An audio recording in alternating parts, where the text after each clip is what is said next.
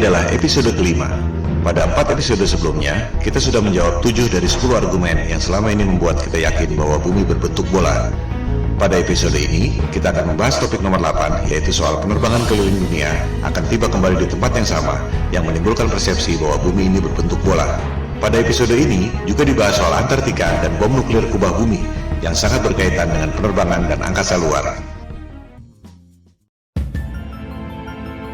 Pertanyaan paling umum tentang flat earth adalah tentang penerbangan.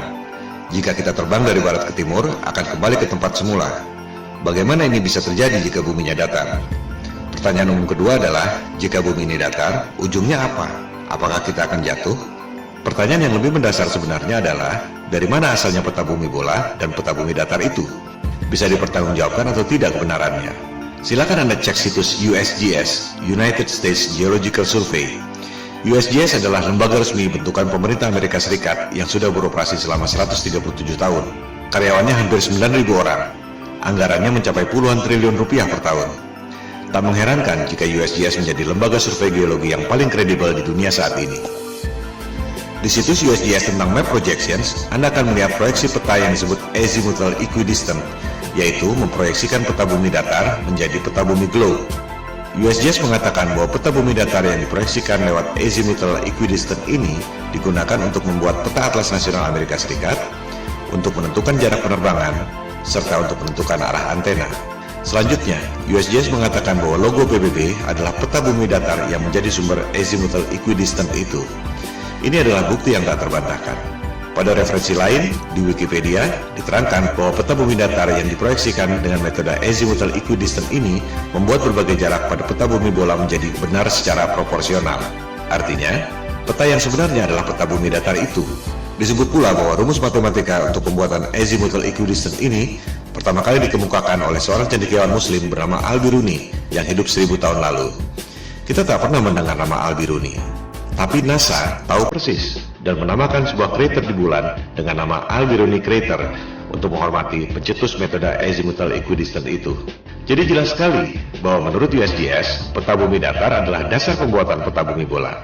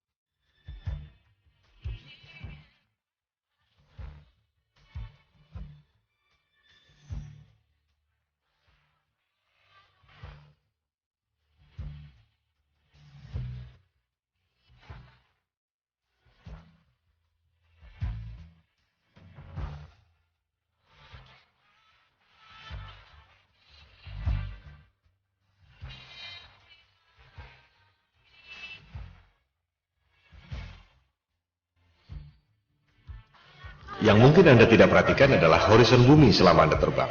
Lengkung seperti bola atau lurus dan datar. Berikut adalah time-lapse dari penerbangan Airbus 380 yang direkam pada penerbangan dari LA ke Frankfurt sejauh 9.370 km. Rekaman dilakukan dengan kamera biasa, bukan fish-eye lens yang membuat semua tampak lengkung. Mari kita lihat apakah horizon bumi itu lengkung atau datar.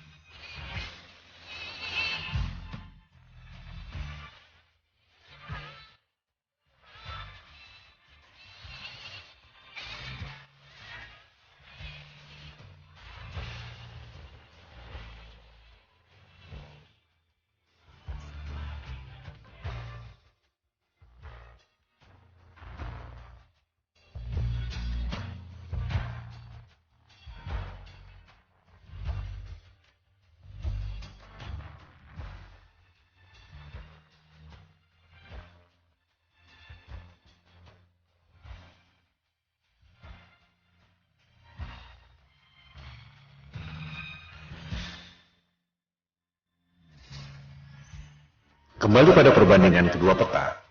Tempat-tempat di dekat pusat lingkaran, yakni kutub utara, secara proporsional jaraknya sama. Semakin ke selatan, jaraknya semakin berbeda. Yang paling membedakan adalah Antartika. Kita akan membahasnya satu persatu. Pertama, jarak benua-benuanya dulu. Kita bisa membuktikannya dengan mudah lewat jalur penerbangan. Di selatan Khatulistiwa, yakni Australia, Amerika Selatan, dan Afrika Selatan, jalur penerbangannya tak masuk akal jika menggunakan peta globe, tapi masuk akal jika menggunakan peta flat earth. Anda bisa cek sendiri melalui berbagai situs yang menyediakan layanan tiket penerbangan. Kita ambil contoh satu jalur penerbangan di belahan selatan, dari Santiago, Chili di Amerika Selatan ke Johannesburg di Afrika Selatan. Jika kita ambil jarak lurus di peta globe, memakan waktu 12 jam penerbangan. Tapi, jika Anda cek di situs-situs tiket penerbangan, rute tersebut tidak ada. Dari Santiago, harus mampir dulu di Senegal, baru ke Johannesburg. Memakan waktu 19 jam penerbangan. Rute itu tampak tidak masuk akal. Tapi, jika menggunakan peta flat earth, menjadi sangat masuk akal karena merupakan garis lurus. Menarik bukan? Kita ambil jalur lain lagi di selatan. Dari Johannesburg, Afrika Selatan, ke Sydney di Australia Selatan. Jika kita ambil jarak lurus di peta globe, memakan waktu 11 jam penerbangan. Tapi rute itu tidak ada. Harus mampir dulu ke Dubai, baru ke Sydney. Memakan waktu 18 jam penerbangan. Ini juga tampak tidak masuk akal.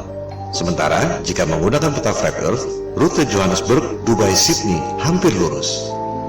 Mana yang lebih masuk akal buat Anda? Kita ambil contoh ketiga. Sekarang dari Sydney kembali ke Santiago, Chili. Jadinya keliling dunia, tapi di bagian selatan Khatulistiwa. Menurut keterangan USGS tentang azimuthal equidistant yang sudah dijelaskan tadi, seluruh jarak di selatan Khatulistiwa pada peta globe memang tidak benar karena jaraknya makin jauh dari pusat lingkaran, yakni kutub utara. Kita lihat, pada peta globe dari Sydney ke Santiago, Chili, jika menggunakan garis lurus memakan waktu 15 jam. Rute itu juga tidak ada. Dari Sydney, harus transit dulu ke LA, baru kemudian ke Santiago. Total 27 jam. Sangat tidak masuk akal. Jika menggunakan peta flat earth, rute Sydney, LA, Santiago itu memang hampir seperti garis lurus. Mana yang lebih masuk akal buat Anda? Ini semua adalah indikasi, reasonable doubt, bahwa ada kecurigaan yang beralasan, bukan bukti nyata bahwa rutenya salah. Sebab orang bisa saja mengatakan karena masalah komersial, yaitu transit untuk ambil penumpang. Tapi tetap saja, sebagaimanapun mengambil penumpang, tak akan dilakukan jika rutenya tidak masuk akal. Bukti yang agak telak adalah berita di Daily Mail 13 Oktober 2015 lalu. Pada penerbangan China Airlines dari Bali ke LA, seorang wanita melahirkan di pesawat pada ketinggian 30.000 kaki atau 9,2 km. Pesawat terpaksa melakukan pendaratan emergency di Alaska. Sangat mengherankan bukan? Dari Bali ke LA mendarat emergency di Alaska. Pada peta globe, rutenya seperti ini.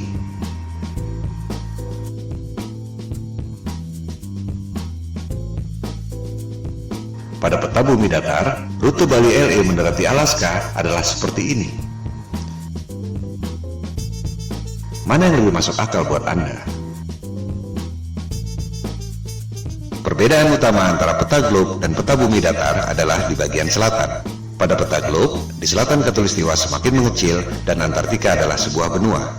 Pada peta bumi datar, di selatan Khatulistiwa semakin membesar dan Antartika adalah lingkaran yang mengelilingi bumi datar. Kunci pembedanya adalah Antartika, sebuah kawasan misterius yang memang sejak zaman dulu jarang dikunjungi orang. Bukan hanya karena dingin dan ombak yang ganas, melainkan juga karena sistem navigasi, termasuk kompas, tidak berjalan dengan baik di Antartika. Tercatat Vasco da Gama, penjelajah asal Portugis yang dalam tanda petik menemukan Maluku dan Timur Timur di abad ke-16. Namun upayanya gagal karena cuaca buruk terus-menerus dan jarum kompas tidak menentu. Suatu hal yang wajar mengingat jaraknya jauh dari pusat lingkaran bumi, yakni kutub utara, yang merupakan medan magnet yang menarik jarum kompas ke arah utara. Penjelajah pertama yang berhasil ke Antartika adalah Captain James Cook, orang Inggris pertama yang tercatat mendarat di Hawaii, Australia, dan New Zealand. Ia menjelajahi Antartika tahun 1772 bersama 111 awak kapal dan saintis. Captain Cook menjelajahi Antartika selama 3 tahun 8 hari. Ia hanya menemukan tembok es, tak ada jalan masuk. Selama 3 tahun 8 hari itu, tercatat ia menjelajahi 60.000 km tembok es Antartika. Angka itu juga sangat menarik. 60.000 km adalah 1,5 kali panjang ekuator bumi. Ia sudah menempuh jarak 1,5 kali keliling dunia dan hanya menemukan tembok es Antartika. Dari jurnal catatan Captain Cook, rute 60.000 km pada peta globe adalah seperti ini. Pada peta bumi datar, rute Captain Cook adalah seperti ini.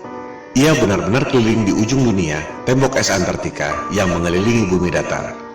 Catatan Captain Cook ini sebenarnya bukti yang otentik bahwa peta globe adalah bohong.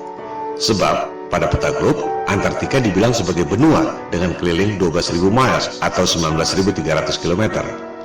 Padahal, Captain Cook menjelajah keliling tembok es Antartika sepanjang 60.000 km. 3 kali lipat dari yang dikatakan oleh penguasa global.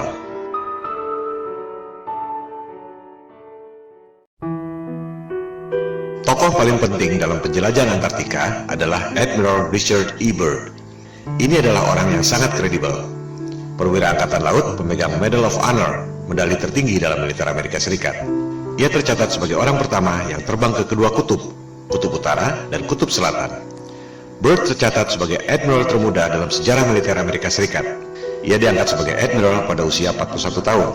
Admiral Byrd pertama kali menjelajah Antartika tahun 1928-1930 dengan 2 kapal laut dan 3 pesawat udara. Byrd kembali menjelajah Antartika tahun 1934. Yang kedua kali itu, ia sendirian, 5 bulan di Antartika.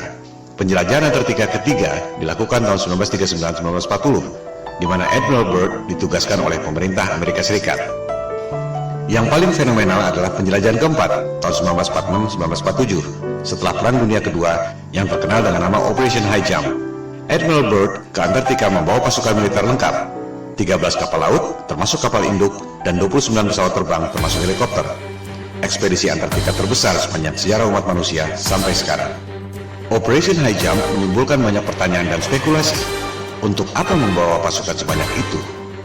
Ancaman apa yang mereka khawatirkan sampai harus membawa pasukan sebesar itu? Tujuan yang sesungguhnya tidak terungkap sampai sekarang.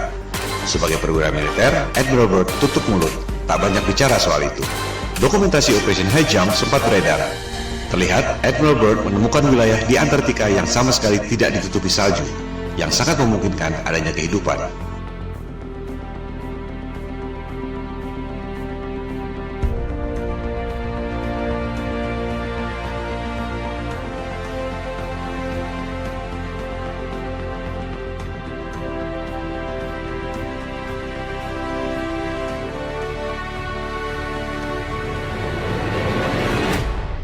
Dalam wawancara dengan harian Chile, El Mercurio tahun 1947, Admiral Byrd membuat pernyataan yang sangat mengejutkan.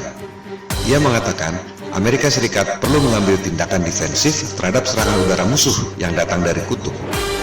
Musuh yang mana? Mengapa dari kutub? Teka-teki yang tak terjawab sampai sekarang. Ekspedisi kelima Admiral Byrd ke Antartika dilakukan tahun 1956-1957, dikenal dengan nama Operation Deep Freeze, untuk membangun 3 pangkalan militer di Antartika. Berikut ada cuplikan wawancara TV yang langka dari Admiral Byrd tahun 1957. A television journal of the important issues of the hour. Our very distinguished guest for this evening is Admiral Richard E. Byrd. I must say that Admiral Byrd, our guest tonight, is not only our greatest living explorer, but he's been an inspiration to countless Americans.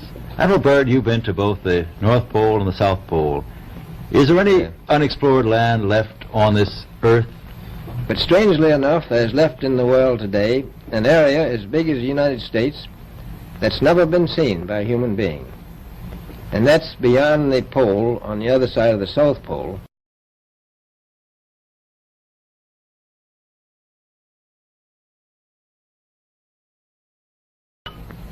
We've found enough of coal within 180 miles of the South Pole, enough to supply the whole world for quite a while.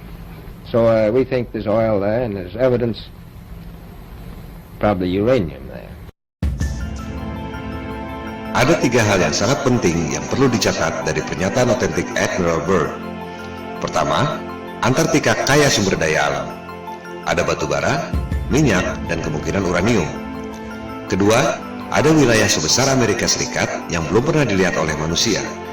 Letaknya melampaui atau di belahan lain Antartika. Ketiga, dari clipping koran di Chili tahun 1947 setelah Operation High Jump, dikatakan ada kemungkinan serangan udara musuh yang datang dari Antartika. Ketiga hal ini adalah teka-teki yang luar biasa. Pertama, dunia pertambangan, dimanapun ada sumber daya, pasti akan disambangi dan digali. Selama ada nilai ekonomi, menghasilkan keuntungan, perusahaan pasti berebut. Udara dingin sama sekali bukan hambatan. Di Kutub Utara, kita tahu ada banyak perusahaan tambang yang beroperasi. Australia misalnya, yang berada di belahan bumi selatan, memiliki pertambangan di Kutub Utara. Tapi tidak di Antartika. Tak ada satupun perusahaan pertambangan yang menggali sumber daya di sana. Padahal jelas-jelas Admiral Byrd mengatakan ada sumber batu bara yang cukup untuk memasok seluruh dunia selama beberapa tahun. Byrd checks position by the sun compass. The glacier signals the South Pole itself. Here, Byrd drops the flags of the United Nations, carefully boxed, a symbol of America's goodwill to all nations. Coal, a mountain of coal. Byrd later declares Antarctic mines, if once tapped, could supply the world's coal needs for centuries.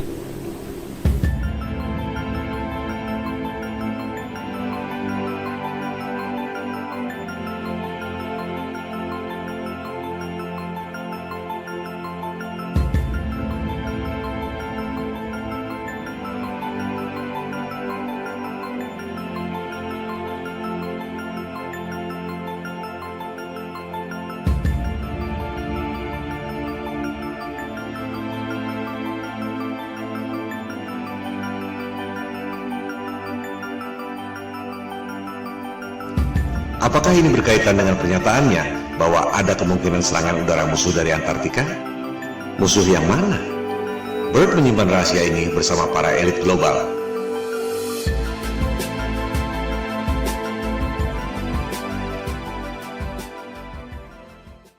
Kedua, dikatakan ada wilayah sebesar Amerika Serikat yang belum pernah dilihat oleh manusia, letaknya beyond, on the other side, Antartika. Jelas sekali ia tidak bicara dengan menggunakan peta bumi globe. Sebab, jika terbang melewati Antartika, seharusnya kembali pada 3 benua yang terletak di selatan. Apakah Australia, Amerika Selatan, atau Afrika Selatan? Tapi Byrd mengatakan, jika kita terbang melewati Antartika, justru sampai ke benua lain yang belum pernah dilihat oleh manusia. Tak mungkin jika menggunakan peta globe. Sekali lagi, Admiral Byrd adalah tokoh yang kredibel. Admiral termuda sepanjang sejarah militer Amerika Serikat, pemegang Medal of Honor.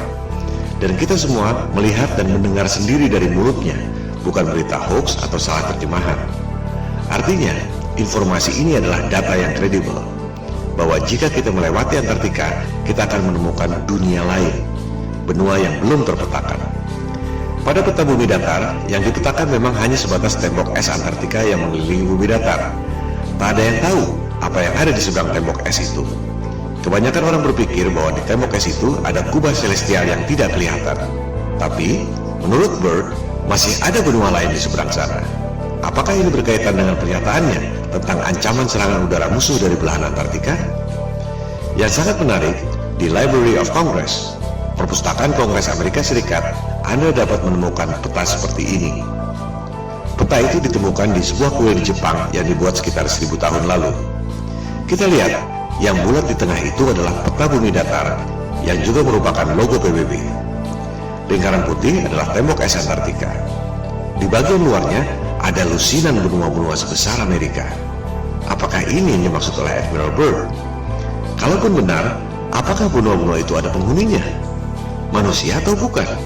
Itukah yang dimaksud Byrd sebagai kemungkinan serangan udara musuh dari belahan Antartika? Jangankan pergi ke bulan, Mars, atau Jupiter. Di belahan selatan bumi saja masih banyak yang tidak kita ketahui.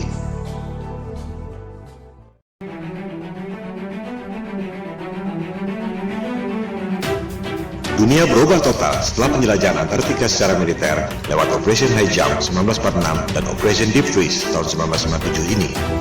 Tahun 1957 dimulailah perundingan Antarctic Treaty yang ditandatangani 2 tahun kemudian. Antartika dideklarasikan sebagai daerah terlarang.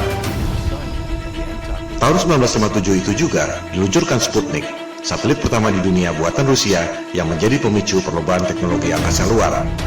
NASA didirikan setahun kemudian, tahun 1958. Dari situ, dimulailah berbagai cerita tentang perjalanan ke angkasa luar, pendaratan di bulan, bisnis satelit, pengiriman satelit ke Mars, Jupiter, dan lain-lain.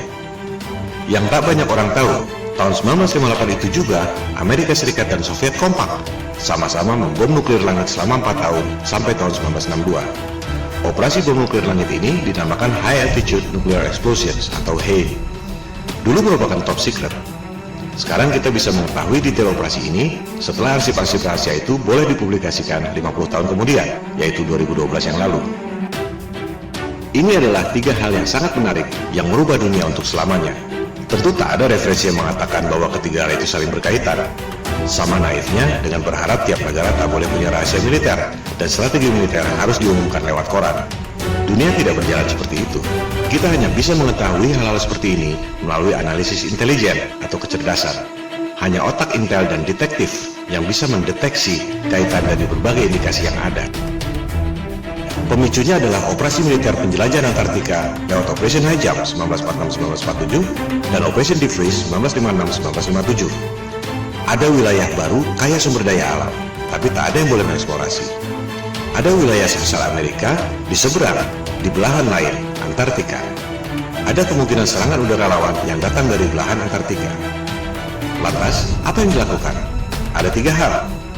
Politik, tutup Antartika melalui Antarctic Treaty 1957 yang ditandatangani 1959. Tak ada orang yang boleh lewat Antartika. Militer, Amerika Serikat dan Soviet kompak, sama-sama membom nuklir langit selama 4 tahun. High Altitude Nuclear Explosions 1958-1962. Ada tirai celestial, medan elektromagnetik, langit, atau apapun namanya yang tak mempan di bom nuklir selama 4 tahun. Propaganda, penjelajahan angkasa luar, Sputnik yang memicu berdirinya NASA. Padahal Amerika Serikat dan Soviet sama-sama tahu ada tirai celestial yang tak mempan di bom nuklir selama 4 tahun. Tak ada roket yang bisa melewatinya. Kita akan membahas ketiga hal ini secara detail dengan bukti-bukti yang otentik dan kredibel. Langkah politik menutup Antartika dan langkah militer pemboman nuklir langit dibahas pada episode 5 ini. Langkah berikutnya, propaganda penjelajahan angkasa luar dibahas pada episode 6, NASA Hollywood.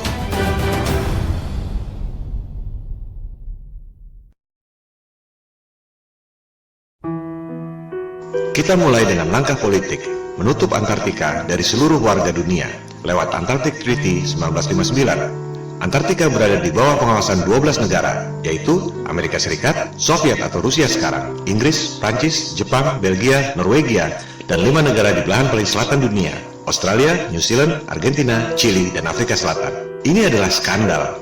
Semua negara boleh punya rahasia militer dan daerah terlarang. Area 51 atau Pentagon misalnya, atau Istana Negara, sudah pasti orang tak boleh terbang melintasi daerah itu tanpa izin. Tapi bukan berarti tak boleh melintasi satu benua Amerika. Melarang orang melewati satu benua adalah bukti bahwa dunia ini adalah panggung yang dikuasai oleh segelintir dalang. Dunia adalah milik seluruh warga berdasarkan prinsip kesetaraan. Tak ada yang boleh menjadi polisi dunia.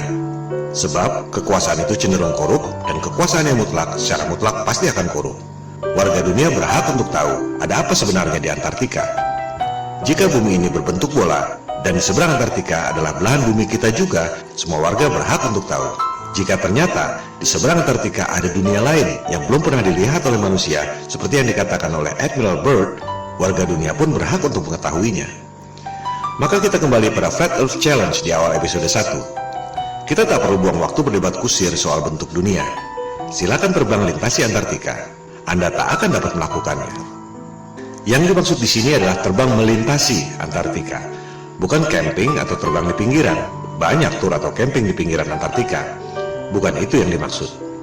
Lebih lucu lagi, peserta tur Antartika diminta untuk tidak memotret horizon secara langsung, tapi harus melalui kaca cembung, fish eye lens, agar horizonnya kelihatan lengkung. Ini juga bukti bahwa ada hal yang disembunyikan. Horizon di Antartika kelihatan sekali lurus dan datar, tapi hanya boleh dipotret dengan kaca fish eye agar kelihatan lengkung. Tak ada yang bisa keliling dunia lewat selatan melintasi Antartika. Apa yang disembunyikan di sana? Apa dasarnya 12 negara punya hak lebih dari negara-negara lain di dunia? Di mana itu jargon hak asasi manusia dan demokrasi yang selama ini mereka dengung-dengungkan? Yang ada hanyalah kartel, oligopoli, homo homini lupus. Manusia adalah serigala bagi sesamanya. Ini yang membuat topik flat earth booming secara eksponensial sejak November 2015. Jika semua orang lama-lama sadar, satu kebohongan ini akan membongkar kebohongan-kebohongan lainnya. Seperti batu kerikil yang bikin jatuh raksasa. Elit global mulai terpojok. Jumlah mereka hanya sedikit. Tak ada yang bisa melawan people power. Maksud dari pemaparan ini adalah membangkitkan kesadaran. Silakan sebarkan. Silakan lakukan riset sendiri. Silakan buat video sendiri dan tayangkan. Jangan berharap mereka akan mengakui. Standard operating prosedurnya adalah bantah, bantah, dan bantah. Jika Anda memposting soal flat earth, jangan kaget jika Anda dihina dan dipermalukan seperti orang yang paling bodoh di dunia. Saran saya, tak perlu ladeni debat kusir. Cukup fokus pada 3 hal, pembuktian secara angka dan fisik, perhitungan matematik gravitasi, perhitungan matematik gerhana, dan fisik melintasi Antartika. Skakmat.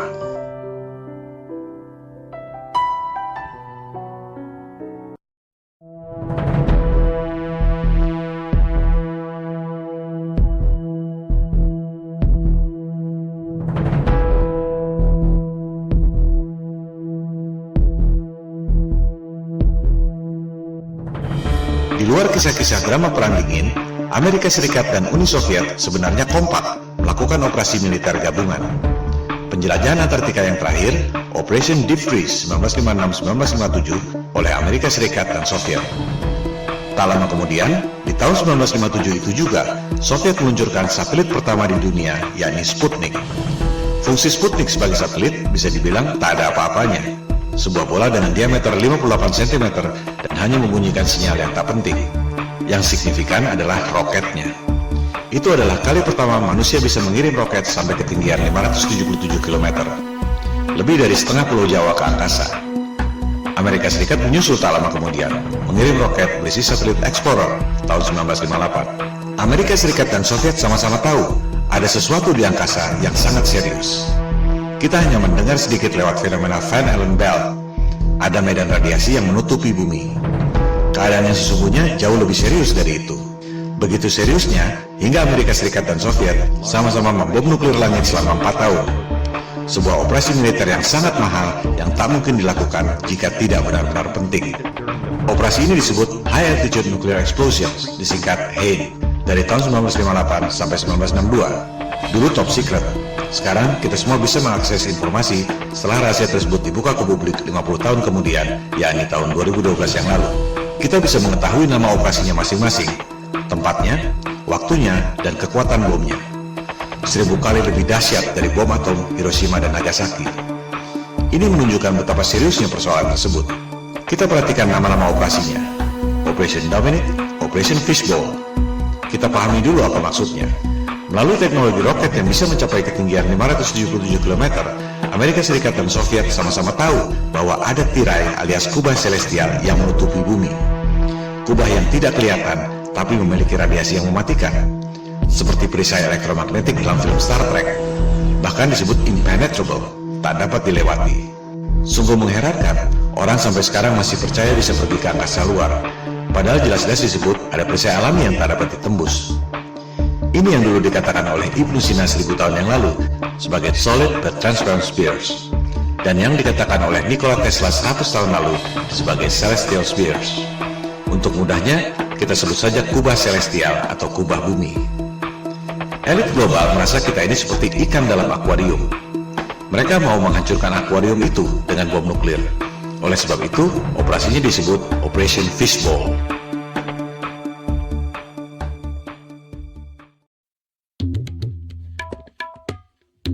Elit global dan Freemason adalah titisan doktrinal dari Raja Nimrod yang membangun Menara Babel untuk menantang Tuhan yang menciptakan banjir Nabi Nuh. Mereka percaya bahwa yang namanya Paradise alias surga Firdaus adalah Atlantis, sebuah benua yang ditenggelamkan oleh Tuhan lewat banjir Nuh. Itu sebabnya Nimrod membangun Menara Babel yang menjulang tinggi ke langit. Anda bisa mempelajari sendiri soal Menara Babel ini pada Alkitab Taurat.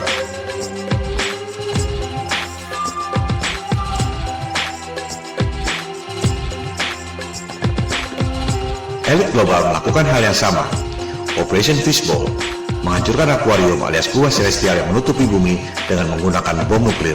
Persis seperti Raja Nimrod membangun menara Babel menjulang tinggi ke angkasa untuk menantang Tuhan. Oleh sebab itu, operasi bom nuklir kubah bumi ini disebut Operation Dominic alias Operasi Tuhan. Menghancurkan akuarium kubah bumi alias Operation Fishbowl, mereka menggunakan bom nuklir yang dinamakan Thor, palu godam dewa pagan untuk memukul kubah bumi buatan Tuhan. Terakhir beredar rekaman video Operation Fishbowl tahun 1962 yang sudah boleh diakses publik setelah kadaluarsa 50 tahun. Mari kita saksikan. Anda tak akan pernah melihat hal seperti ini lagi dalam hidup Anda.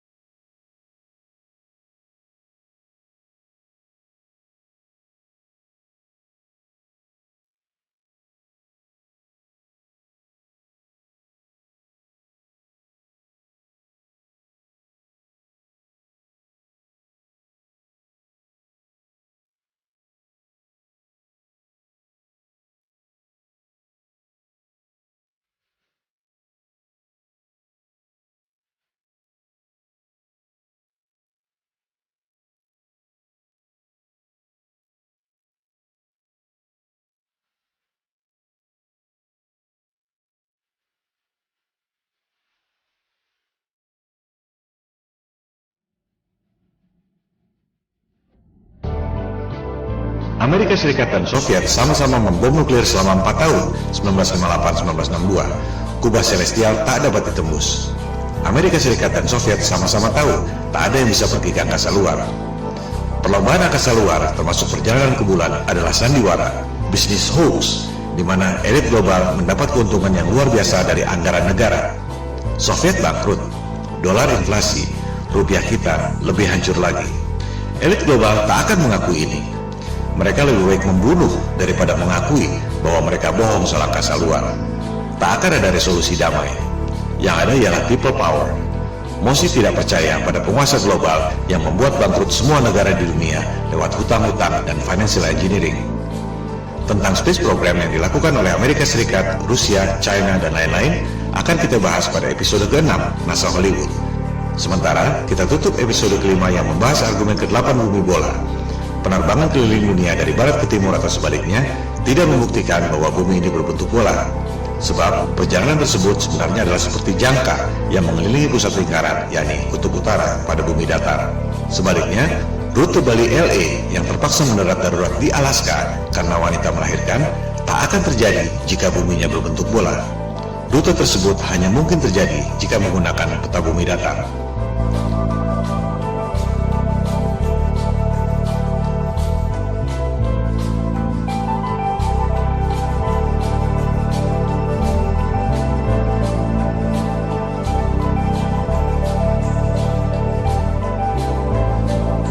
Orang bisa terbang keliling dunia dari barat ke timur atau sebaliknya.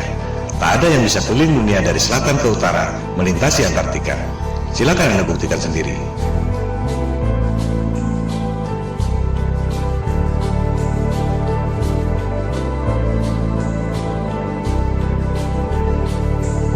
Hal ini membuktikan ada rahasia yang disembunyikan di Antartika.